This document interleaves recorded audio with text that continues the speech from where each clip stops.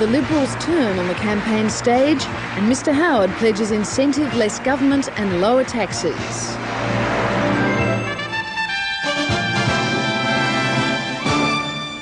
Good evening, Mary Delahunty in Melbourne with the ABC National News.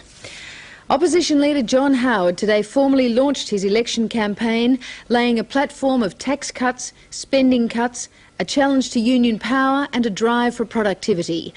The Howard package includes a work for the dole scheme for unemployed people aged 19 and over and a tax discount for workers who want to buy shares in their employer's company.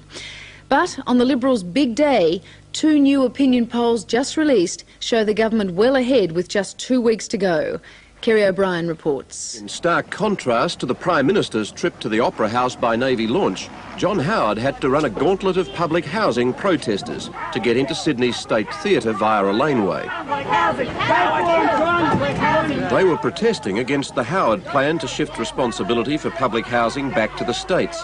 In the absence of party president John Velder on an extended trip overseas, New South Wales opposition leader Nick Greiner warmed up the crowd. Andrew Peacock was in the front stalls, with coalition tough man Ian Sinclair in the wings, while Jeanette Howard gave her man a final brushdown and a kiss to send him on his way. There was little in the way of surprises from Mr Howard today. Most of his inducements to voters were in the tax policy launch 2 weeks ago.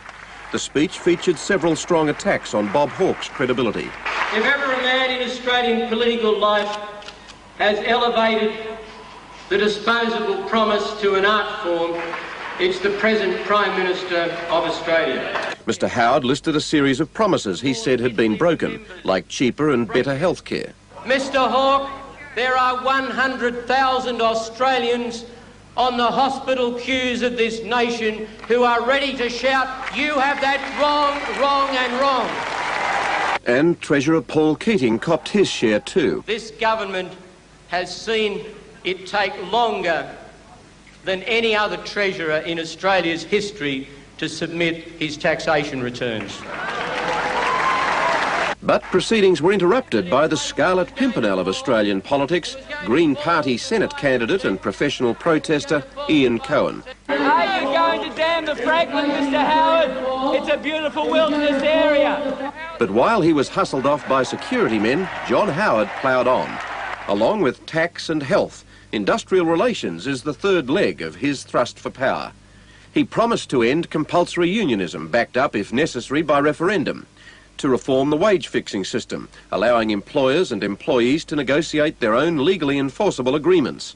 And there's another plan to assist productivity. We are going to change the tax laws to encourage employees to buy shares in the companies that employ them. Employees will get tax-free discounts of up to 15% on share purchases. Mr Howard also promised to introduce a compulsory work for the dole scheme for unemployed aged 19 or over. There were some flashes of emotion from the Liberal leader on stage and a full-on family gathering at the end. But behind the smiles, Mr Howard knows he faces a tough road in the next 2 weeks. Launching Labor's rural policy in Bundaberg today, the Prime Minister faced a few protesters of his own, farmers this time.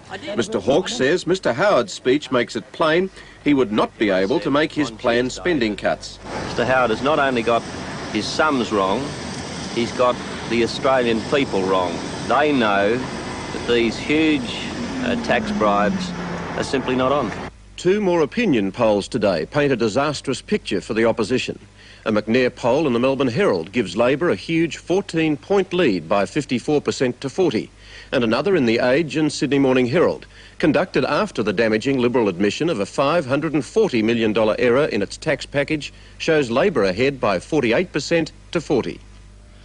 And ACTU President Simon Crean said Mr Howard's campaign speech today was disappointing. He said that despite the Liberal leader's conciliatory tone, the party's industrial relations policy was still based on its confrontationist policy document of 12 months ago. If the policy that has been released today were to be implemented, there is no way that that could develop cooperation from the trade union movement. And I think that what he's trying to say in the policy speech is give some suggestion that he would work with the unions, but the policy itself has not changed. It is the same that existed 12 months ago. And it's that we've got to operate on, not some nice words that may have come out today. The National Farmers Federation entered the campaign today, declaring it would target the marginal seats on the issues of lower interest rates, the abolition of fuel taxes and smaller government.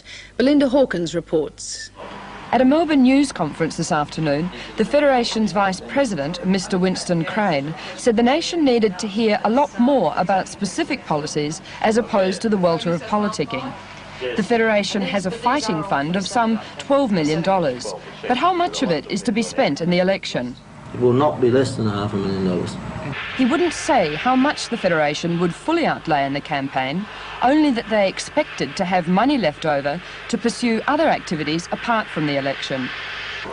Candidates in the 22 House of Representatives seats and the 12 Senate seats will be sent questionnaires seeking their support for the NFF election targets.